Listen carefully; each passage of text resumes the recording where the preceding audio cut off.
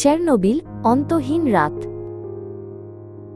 ১৯৮৬ সালের ২৫ এপ্রিলের রাতে ইউক্রেনের উত্তরের এক স্থানে এক সাধারণ রাত নীরবে কেটে যাচ্ছিল, অন্য যে কোনো রাতের মতোই শান্ত। তবু ঠিক সেই সময়েই অদৃশ্যভাবে শুরু হচ্ছিল এমন এক ঘটনা যা মানুষের ইতিহাসের গতিপথ পুরোপুরি বদলে দেবে। হঠাৎ এক প্রচণ্ড গর্জন আকাশ চিরে রাতের নীরবতা ভেঙে দিল। আর তা ছিল না যুদ্ধের কামানের শব্দ, বরং মানুষের ভুল আর অহংকার থেকে জন্ম নেওয়া এক বিস্ফোরণ। যে মুহূর্তে আগুনের শিখা আর কালো ধোঁয়া আকাশের দিকে উঠে গেল, আর তার সঙ্গে ছড়িয়ে পড়ল এমন এক তেজস্ক্রিয় মেঘ যা বহন করছিল অদৃশ্য মৃত্যু, সেই মুহূর্তের পর পৃথিবী আর কখনো আগের মতো হয়ে উঠতে পারল না। প্রিপিয়াত ছিল একটি পরিকল্পিত শহর যা ১৯৭০ সালে এক অনাবাদী সমতলে গড়ে তোলা হয়েছিল, যেখানে আগে কিছুই ছিল না।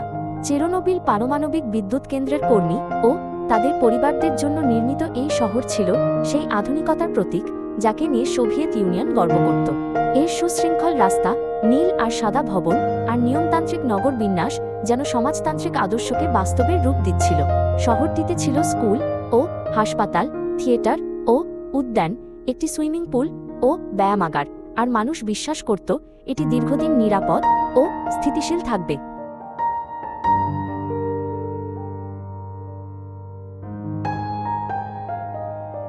প্রিপিয়াতের রাস্তায় প্রতিদিনের মতোই দেখা যেত শিশুদের সাইকেল চালাতে আর পরিবারগুলোকে হাঁটতে, আর তরুণ বাবা মায়েরা স্বাভাবিকভাবেই এক স্থির জীবনের ভেতর উজ্জ্বল ফিউচার্স আশা করতেন। শহরের প্রান্তে একটি বিনোদন পার্ক প্রস্তুত হচ্ছিল, যেখানে বিস্তৃত ঘাসভূমির দিকে তাকিয়েছিল এক ফেরিস হুইল, আর রঙিন রাইডগুলো উদ্বোধনের অপেক্ষায় দাঁড়িয়েছিল। শহরের গড় বয়স ২৬ ছিল, এই কথাটি প্রতীক হয়ে দেখাত যে শহরটি কতটা তরুণ, প্রাণবন্ত আর আশায় পূর্ণ ছিল। কেউ কল্পনাও করতে পারেনি, স্বপ্নেও না, যে এই শহর খুব শিগগিরই একটি ভূতের শহর হয়ে যাবে। চেরনোবিল পারমাণবিক বিদ্যুৎ কেন্দ্র ছিল এক বিশাল স্থাপনা যা সোভিয়েত পারমাণবিক শিল্পের প্রতীক ছিল। মানুষ বিশ্বাস করত সেখানে উৎপন্ন হয় সস্তা, পরিচ্ছন্ন এবং প্রায় সীমাহীন শক্তি, আর তারা একে বলত ভবিষ্যতের জ্বালানি। এই কেন্দ্র থেকে উৎপন্ন বিদ্যুৎ আশেপাশের শহর ও গ্রামের বাড়ি, স্কুল, হাসপাতাল এবং শিল্প প্রতিষ্ঠানে পৌঁছে যেত, আর এক মহান হৃদয়ের মতো সমগ্র অঞ্চলকে সচল রাখত। তবু একই সঙ্গে এই সত্যও ছিল যে সঠিকভাবে নিয়ন্ত্রণ করা না হলে পারমাণবিক শক্তি এমন বিপদ বহন করে যা সাধারণ কল্পনারও বাইরে।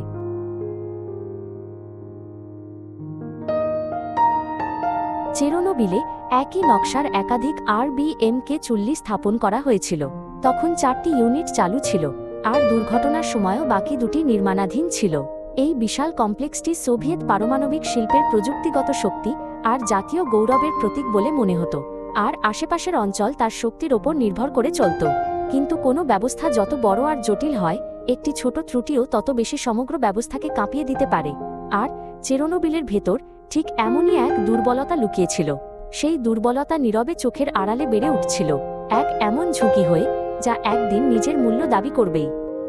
চেরনোবিলে স্থাপিত RBMK-40গুলোর নকশায় গুরুতর কাঠামোগত ত্রুটি ছিল, আর বিশেষ করে শক্তি কমলে সেগুলো আরও অস্থিতিশীল হয়ে পড়ত, যা বিপজ্জনক পরিস্থিতিতে দুর্ঘটনার সম্ভাবনা বাড়িয়ে দিত।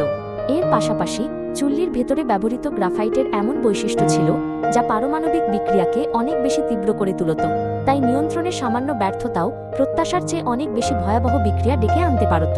সবচেয়ে মারাত্মক ছিল এই যে দুর্ঘটনা ঘটলে বিকিরণকে পুরোপুরি আটকে রাখার মতো যথেষ্ট সুরক্ষামূলক আবরণ সেখানে ছিল না। এই ত্রুটিগুলো জনসমক্ষে না এসে গোপন বিপদ হিসেবেই রয়ে গিয়েছিল, আর বাইরে থেকে মজবুত মনে হওয়া ব্যবস্থাকে ভেতর থেকে দুর্বল করে দিচ্ছিল। দুর্ঘটনার আগেই সেখানে কাজ করা প্রযুক্তিবিদ ও প্রকৌশলীরা বহুবার চুল্লির বিপদের কথা জানিয়েছিলেন, আর বিশেষ করে কম শক্তিতে অস্থিতিশীলতা এবং কিছু অবস্থায় বিপজ্জনক আচরণ নিয়ে বারবার উদ্বেগ তোলা হয়েছিল। কিন্তু ব্যবস্থাপক আর সরকারি কর্তৃপক্ষ এসব সতর্ক বার্তাকে গুরুত্ব দেয়নি, আর নিরাপত্তার আগে স্থান পেয়েছিল উৎপাদন লক্ষ্য ও রাজনৈতিক চাপ। যখন কোনো সমস্যা নেই, কথাটাই সহজে গ্রহণ করা হতো। ফলে চেরনোবিল কেন্দ্র চালু থাকল, আর প্রিপিয়াত শহরও প্রসারিত হতে হতে সমৃদ্ধ হতে থাকল। বিপর্যয়ের বীজ স্পষ্টভাবেই বেড়ে উঠছিল, কিন্তু কেউ তা থামাতে চেষ্টা করেনি, আর কেউ এমনকি বিশ্বাসও করেনি যে তা থামানো সম্ভব। ১৯৮৬ সালের ২৫ এপ্রিল রাতে চেরনোবিল কেন্দ্রের ৪ নম্বর চুল্লিতে নিরাপত্তা ব্যবস্থা পরীক্ষা করার জন্য একটি পরীক্ষা পরিকল্পনা করা হয়েছিল। যার উদ্দেশ্য ছিল বিদ্যুৎ চলে গেলেও টারবাইনের জড়তা কতক্ষণ বিদ্যুৎ যোগাতে পারে তা নিশ্চিত করা। সেখানে থাকা প্রযুক্তিবিদ ও ব্যবস্থাপকরা এটিকে একটি সাধারণ প্রক্রিয়া বলে মনে করেছিলেন, যা দ্রুত শেষ করা যাবে, আর এর আগে এমন চেষ্টা হয়েছে বলেই একটি ধারণা ছিল যে এটা বড় কোনো সমস্যায় পরিণত হতে পারে না।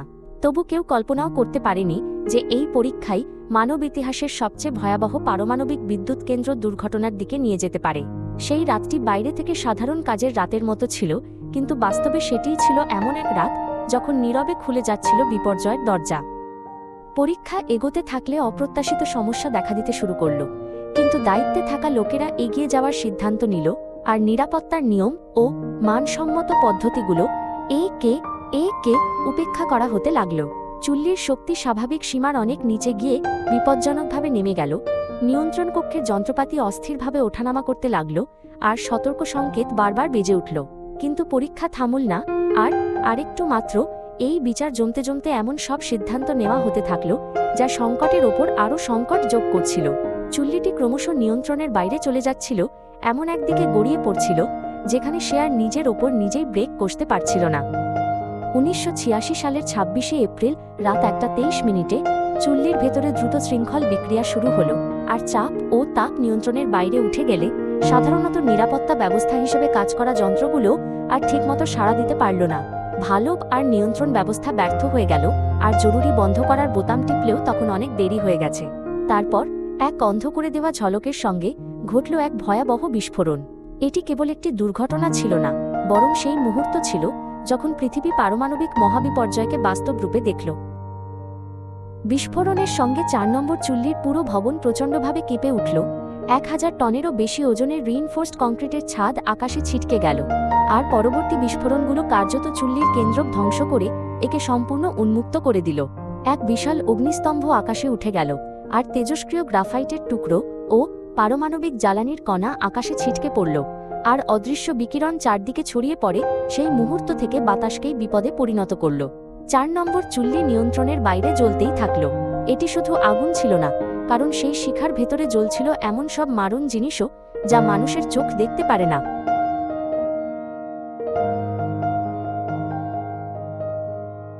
বিস্ফোরণ স্থল থেকে মাত্র 3 কিলোমিটার দূরের প্রিপিয়াতে হাজার হাজার শিশু শান্তিতে ঘুমাচ্ছিল, আর পরিবারগুলো বিশ্বাস করছিল যে আগামীকালও একটি সাধারণ দিনই আসবে। কিন্তু ঠিক সেই মুহূর্তে এক প্রাণঘাতী তেজস্ক্রিয় মেঘ বাতাসের সঙ্গে নীরবে শহরের দিকে এগিয়ে আসছিল, আর এক অদৃশ্য, নিঃশব্দ, গন্ধহীন মৃত্যু বাতাসের মতোই কাছে চলে আসছিল। পুরো শহর ঘুমিয়েছিল, কিছুই না জেনে, আর সেই নীরবতা খুব শিগগিরই বাস্তব হয়ে মানুষের জীবনের ওপর কোনো সতর্কতা ছাড়াই নেমে আসতে শুরু করল।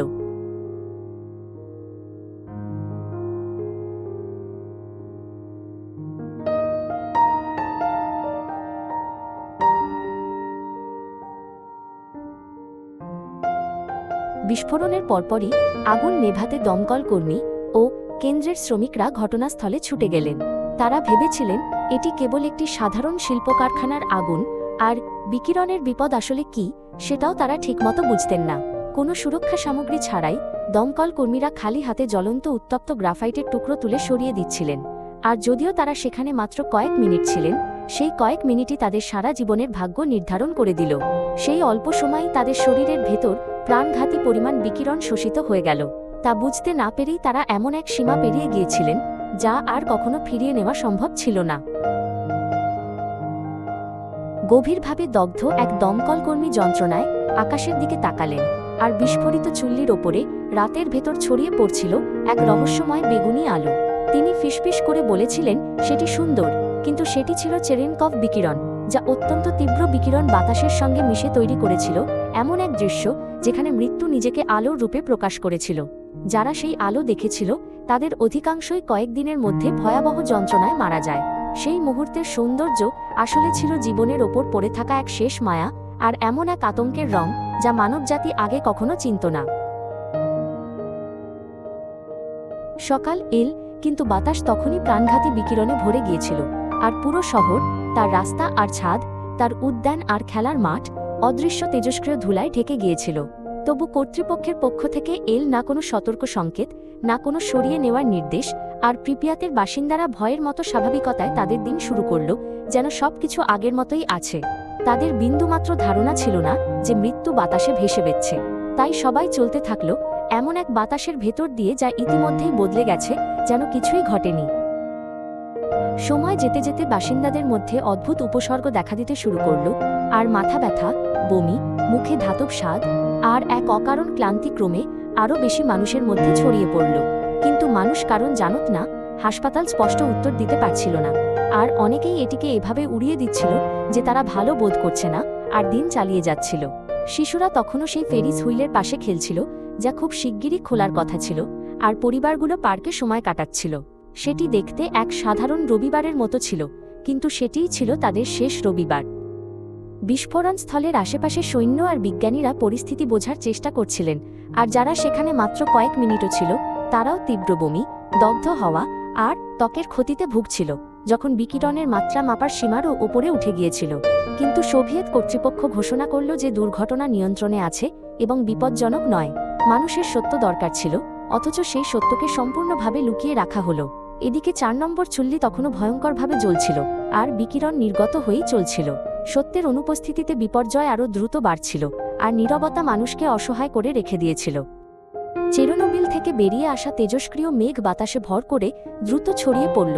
প্রথমে বেলারুশের বিস্তীর্ণ অংশ দূষিত করল, তারপর পোল্যান্ড আর পূর্ব ইউরোপের বহু এলাকায় পৌঁছে গেল। কয়েকদিন পরে স্ক্যান্ডিনেভিয়া, জার্মানি, ইতালি এবং আরও দূরের স্থানগুলোতেও তেজস্ক্রিয় পতন ধরা পড়ল, আর সমগ্র ইউরোপীয় মহাদেশ ঢেকে গেল এক অদৃশ্য মেঘের নিচে। কিন্তু প্রথম দিকের দিনগুলোতে অধিকাংশ বাসিন্দা কোনো সতর্কবার্তাই পাননি। নীরবতা বিপর্যয়কে আরও বড় করে তুলল, আর বিপদ নিঃশব্দ গতিতে সীমান্ত পেরিয়ে গেল। বিস্ফোরণের পরও 4 নম্বর চুল্লি জ্বলতে থাকল, আর বিকিরণ ছড়িয়ে পড়া ঠেকাতে সোভিয়েত কর্তৃপক্ষ এক অভিযানে হেলিকপ্টার মোতায়েন করল, যেগুলো বারবার চুল্লির ওপর বালি, সীসা, বরিক অ্যাসিড আর কাদা ফেলছিল। কিন্তু চুল্লির ওপরে বাতাস ছিল ভীষণ উত্তপ্ত, ঊর্ধ্বমুখী বায়ুপ্রবাহ ছিল অস্থিতিশীল, আর পাইলটদের তীব্র তাপ আর বিকিরণের মধ্যে এক অদৃশ্য বিপদের ওপর দিয়ে উঠতে হচ্ছিল। এই অভিযানের সময় একটি হেলিকপ্টার আকাশে একটি ক্রেনের তারে আঘাত করে ভারসাম্য হারিয়ে ভেঙে পড়ে। ভেতরে থাকা 4 জন ক্রু সদস্যই সঙ্গে সঙ্গে মারা যান, কিন্তু তাদের এই আত্মত্যাগ দীর্ঘদিন ধরে খুব বেশি পরিচিত ছিল না। আকাশ থেকে সেই পতন ছিল আরেকটি অদৃশ্য আত্মত্যাগ, এক করুণ অধ্যায় যা ঘটেছিল বিপর্যয়ের একেবারে হৃদয়ে। বিস্ফোরণের 36 ঘণ্টা পেরিয়ে যাওয়ার পরই প্রিপিয়াতের বাসিন্দাদের কাছে সরিয়ে নেওয়ার নির্দেশ পৌঁছাল। আতঙ্ক ঠেকাতে কর্তৃপক্ষ তাদের বলেছিল, তোমরা কয়েকদিনের মধ্যে ফিরে আসতে পারবে, আর সেই কথাগুলো ক্ষণিকের সান্ত্বনার মতো শোনাল। তাই অধিকাংশ মানুষ খুব সামান্য জিনিসপত্র নিয়ে বাসে উঠল, বাড়ির দরজায় চাবি রেখেই চলে গেল, এমনকি টেবিলের ওপর খাবার আর শিশুদের খেলনাও ফেলে গেল। তারা বিশ্বাস করেছিল শিগগিরই ফিরে আসবে, কিন্তু এই সরিয়ে নেওয়াই স্থায়ী বিদায় হয়ে দাঁড়াল।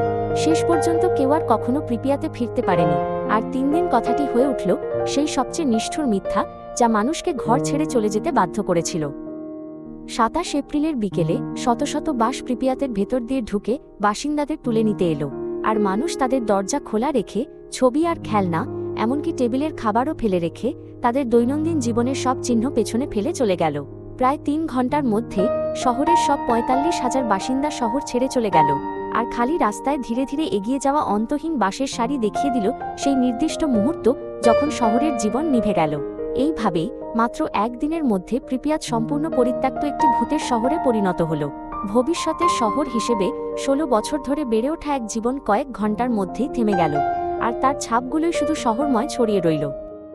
দুর্ঘটনাকে নিয়ন্ত্রণে আনা আর বিকিরণের বিস্তার ঠেকানোর জন্য সোভিয়েত ইউনিয়নের নানা প্রান্ত থেকে লক্ষ লক্ষ নয়, বরং শত শত হাজার সৈন্য, শ্রমিক, দমকলকর্মী ও খনি শ্রমিককে চেরনোবিল অঞ্চলে পাঠানো হয়েছিল। তাদের বলা হতো লিকুইডেটর, অর্থাৎ যাদের কাজ ছিল বিপর্যয় পরিষ্কার করা আর সীমাবদ্ধ রাখা। আর তারা তেজস্ক্রিয় ধ্বংসাবশেষ সরিয়েছিল, দূষিত অঞ্চল পরিষ্কার করেছিল, আর সুরক্ষামূলক কাঠামো তৈরি করেছিল। যদিও তাদের অনেকেই পর্যাপ্ত ব্যাখ্যা না পেয়ে সেখানে গিয়েছিল। সবচেয়ে বিপজ্জনক কাজগুলো হয়েছিল চুল্লির ছাদে, যেখানে শ্রমিকরা সীসার জ্যাকেট পরে ওপরে উঠত, আর মাত্র 40 থেকে 90 সেকেন্ডের মধ্যে তেজস্ক্রিয় গ্রাফাইটের টুকরো বেলচা দিয়ে সরিয়ে আবার চুল্লির ভেতর ছুঁড়ে ফেলতে হতো। অন্য খনি শ্রমিকেরা বায়ু চলাচলের ব্যবস্থা ছাড়াই চুল্লির নিচে সুড়ঙ্গ খুঁড়েছিল। দ্বিতীয় বিস্ফোরণ ঠেকানোর লড়াইয়ে আর এই কাজের কারণে অগণিত মানুষ সারা জীবনের যন্ত্রণা বহন করেছে বা প্রাণ হারিয়েছে। বিস্ফোরণের পরপরই চুল্লির চারপাশে প্রায় 4 বর্গ কিলোমিটার জুড়ে থাকা পাইন বন ভয়াবহ বিকিরণের মুখে পড়ে। গাছগুলো এমন লাল হয়ে উঠেছিল যেন ভেতর থেকে পুড়ে গেছে, আর সেই এলাকা লাল বন নামে পরিচিত হয়ে ওঠে। এর বাস্তুতন্ত্র প্রায় ধসে পড়ে, প্রাণীরা অসুস্থ হয়ে পড়ে বা মারা যায়, মাটি ও পানি ভয়াবহভাবে দূষিত হয়, আর আজও সেখানে বিকিরণের মাত্রা খুবই বেশি রয়ে গেছে। মানুষের ওপর ক্ষতিও চলতেই থাকে। শত শত হাজার মানুষ থাইরয়েড ক্যান্সার, লিউকেমিয়া এবং অন্যান্য রোগে আক্রান্ত হয়, আর জন্মগত ত্রুটি ও জেনেটিক প্রভাবের খবর সামনে আসে, যা প্রজন্মের পর প্রজন্ম ধরে থাকা ক্ষত রেখে যায়। আগুন নিভে যাওয়ার সঙ্গে চেরনোবিল শেষ হয়ে যায়নি। এটি মানুষ আর প্রকৃতিকে ভেঙে যেতে দিয়েছে এমন এক অদৃশ্য সময়, যা চলতেই থেকেছে। আজ প্রিপিয়াত একটি ভূতের শহর, যেখানে ভাঙাচোরা ভবন, মরিচা ধরা রাইড, পরিত্যক্ত স্কুল আর হাসপাতাল ঠিক সেভাবেই দাঁড়িয়ে আছে, আর 1986 সালের এপ্রিলের চিহ্নগুলো এখনও ধুলো আর নীরবতার ভেতর রয়ে গেছে। তবু কিছু বয়স্ক মানুষ তাদের জন্মভূমি ছেড়ে থাকতে পারেননি, আর ঝুঁকি জেনেও নিষিদ্ধ অঞ্চলের ভেতর ফিরে গিয়ে বসবাস শুরু করেছিলেন, কারণ তাদের কাছে এই জায়গাটি দূষিত ভূমি হওয়ার আগেই বাড়ি। চেরনোবিল বিপর্যয় কেবল অতীতের একটি ঘটনা নয়, বরং মানুষের ইতিহাসে খোদাই হয়ে থাকা এক গভীর ক্ষত, এক এমন মহাবিপর্যয় যা এখনও চলমান। এটি স্মৃতির ভেতর বেঁচে আছে, আর বারবার আমাদের মনে করিয়ে দেয় যে প্রকৃতির শক্তির সামনে আমাদের কতটা বিনম্র হতে হয়, আর নিরাপত্তা ও দায়িত্ব কতটা অপরিহার্য।